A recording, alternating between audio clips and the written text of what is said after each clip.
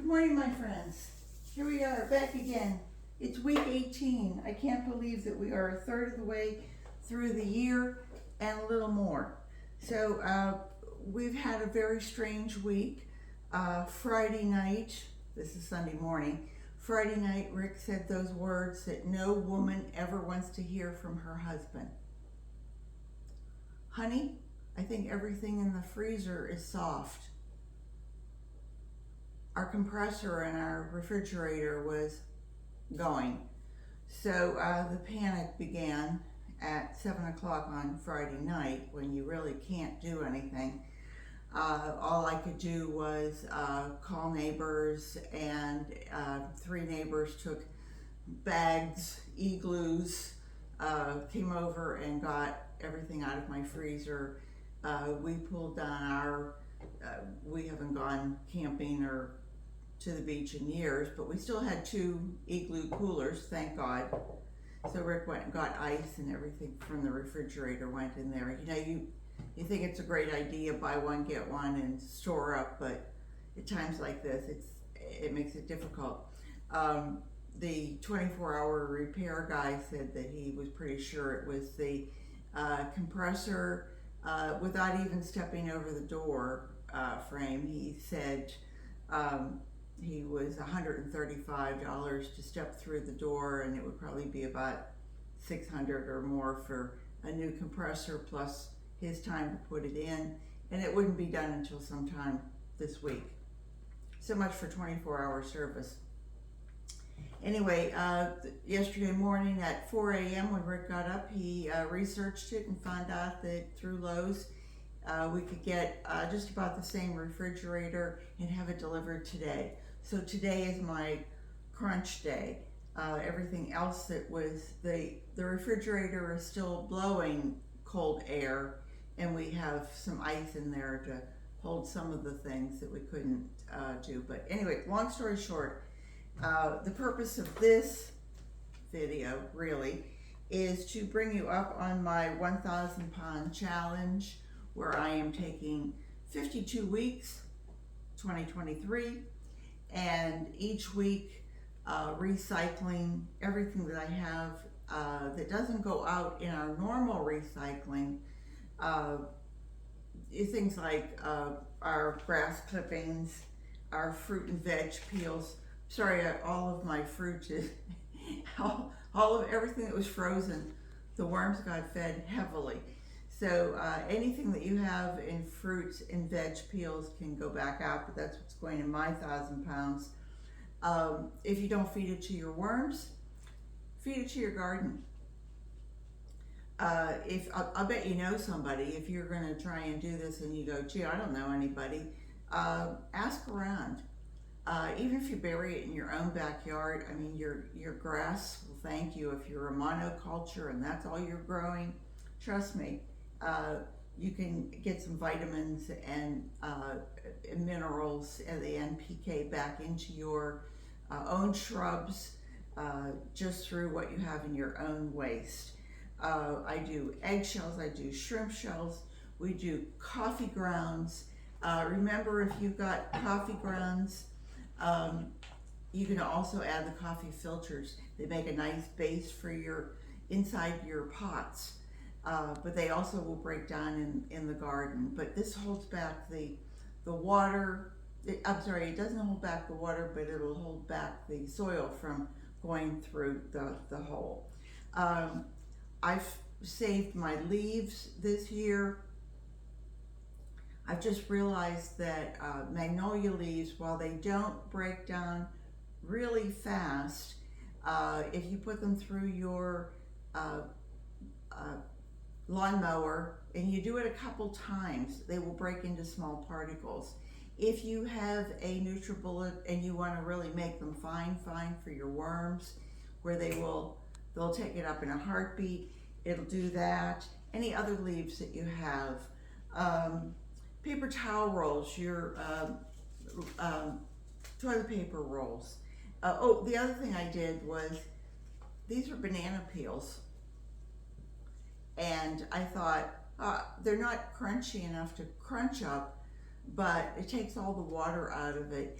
And now I could put it out in my garden and I wouldn't attract any varmints, because if I put this out and just dig it in a little bit in my soil, the armadillo and the raccoons will come over because they like to eat this part of the banana. But once it's dried and that's no longer viable, I think that'll hold them back. Cardboard, any cardboard that you have, anything like this. Even those wipes, we've been using this as a rag for, you know, I mean, you can buy these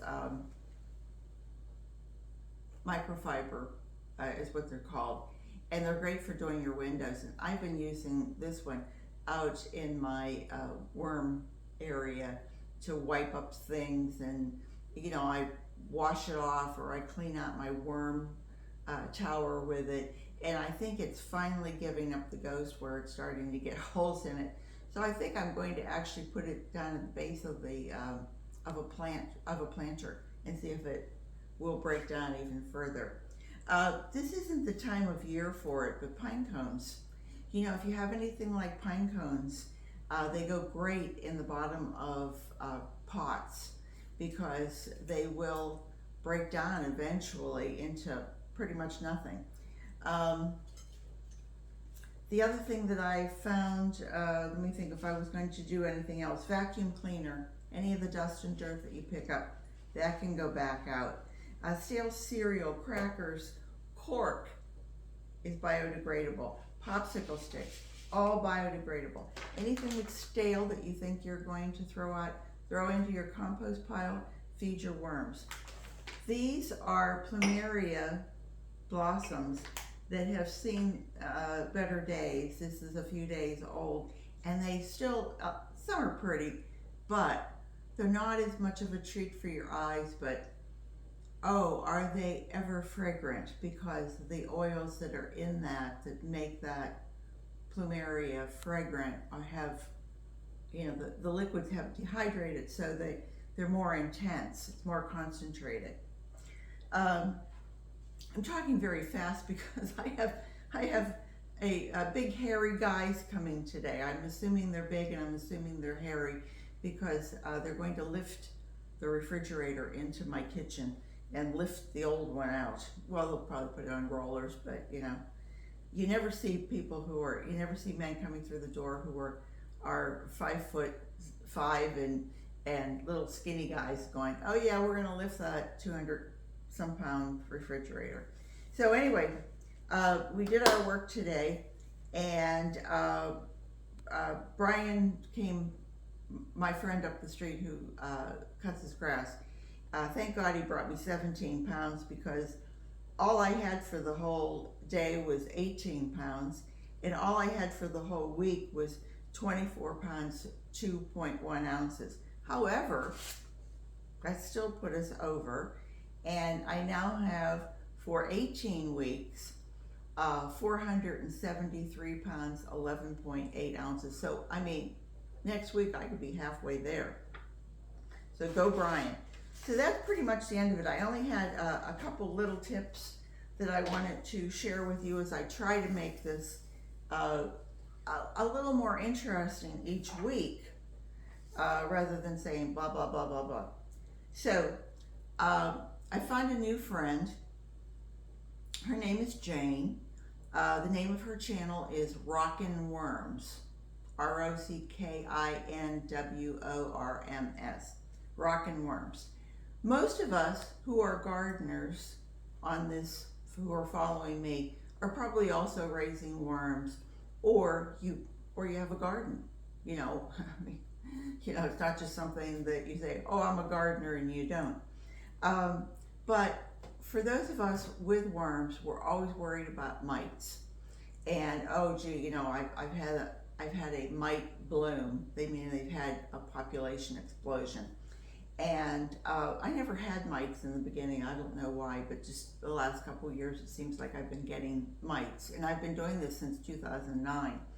So, and they only seem to be in my can of worms. It's a 3-level, and a well and a lid.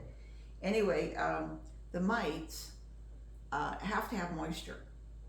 If you lift the lid or you take the lid off and you let it dry out, that's the end of the mites. So that was pretty much what I was doing, was I was taking the lid off each morning and figuring that the mites that had crawled up into the lid, at least I was ridding the worm bin of that population. I would take it out and I would rinse it off and I would dry the lid and I'd let it sit open all day and then I'd put it back on. Next day I'd do the same thing. I'd do it for about a week, 10 days, and all of a sudden I wasn't seeing mites anymore until I reset the lid, reset everything, and it got moist in there. The mites would come back. So I was panicking. Anyway, Jane came up with this idea and she said, gee, you know what? Mites are little creatures and they have an exoskeletal system. Well, light goes on here. Well, mites have a skeletal system. If they have a skeletal system, like a shrimp, then they would provide chitin, C-H-I-T-I-N, to your worm bin. So instead of letting it dry or washing it out, take it and either tap it once they've dried and died, tap it back into the bin so they're adding nutrients back in, or if you want, just keep tapping them and keeping them somewhere else as dead little bodies, and you can either feed that to your worms or feed it back into your garden. Good. Anyway, Rockin' Worms, great channel. I've watched several of her things. She's spot on. Very good information. At this point of the year, in many parts of the U.S., probably many parts of the world, your pine trees are shedding, and they're shedding parts of their outer rough bark. And this bark is amazing because even as thin as it feels, it is still layers. So it would be great. I don't want to crumble it on my table. Please, I have enough to do. But I think that, you can actually see where it's like layered and layered. I think it's such a cool thing. And I'm picking this up in my backyard, and I used to just throw it over the fence into the preserve and back into nature. So it was being recycled. I wasn't throwing it away, but it was being recycled. But I thought, I'll bet if I put this through the NutriBullet that it would be a fine powder and I could feed that to my worms. I haven't tried this yet. I haven't tried pine cones yet. The other thing I wanted to tell you was about this particular pine tree. It's called the loblolly pine. They grow really big and very tall. They grow throughout the Northeast, down into Florida, into Texas. And because they are such giants, they act as massive carbon sinks. They just pull it in. And they're mitigating the climate change, if that's your worry. And they also keep pollution down, and they also provide shelter for birds, squirrels, small animals, as well as providing food in their seeds. So all good. The other thing I just found out about is pine needle tea. Who knew? They were saying about the sailors suffering from scurvy, and even in World War, even in the Revolutionary War, the young men were so hungry and they just didn't have nutrients. Well, you can take pine needles, look it up, and make sure that you know that your pine needle in your backyard isn't poisonous before you try this.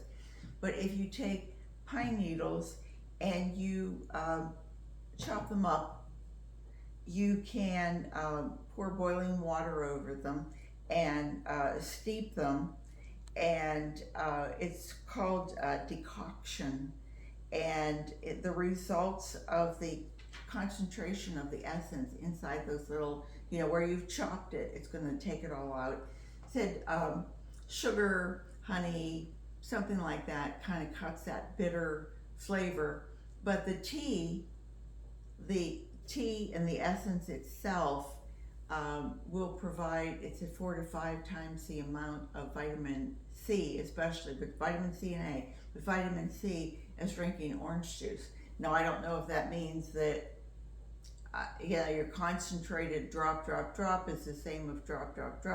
But as I'm reading it, I'm thinking, boy, it's something else to add to our diets that would be very unique, wouldn't it? Very unique. I have told you, avocado tea, if you take the pit out of here, the stone, whatever you want to call it, the seed, and you take it and you chop it in half, quarter, eighths, and you boil your water, put that in there and let it just steep, and drink that water. It's now tea, it's avocado tea. It has a nutty flavor to it. You can add sweetener, you can drink it by itself. You can add sweetener to it if that gets it down, if that does it for you. So there's so many things out there that we can be doing for ourselves to make ourselves healthier. Plumeria are edible. Onions, if you take the skins and you soak them, the onions act like a bug barrier. Spray your plants with it, and it will ward off things. So much knowledge we've lost by buying everything from a grocery store, packaged. Let's bring it back. Let's, I have a friend, his channel, Alan, is sharing is key, and he does so many homeopathic things, and I think, wow, how great. Share that knowledge with you, and you can take it and share it with somebody else.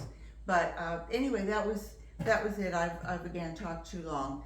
By the way, I put these out here because I thought, gee, how many people think that they shouldn't give anything like this if it's stale to their worms? Because, sugar. Worms love sweet things. So, be kind to your worms. If they're good to you, give them a little sweetness, but only if it's stale and you're going to throw it away. So remember, we're doing real well on our recycling. If you want to join me in this endeavor, that would just be great. I would love it. Until next week, until we meet again, when I'll have a new refrigerator. Anyway, take care, everybody. Remember, garden what you've got, and I hope to see you all next week. I hope you'll watch and subscribe. Bye-bye.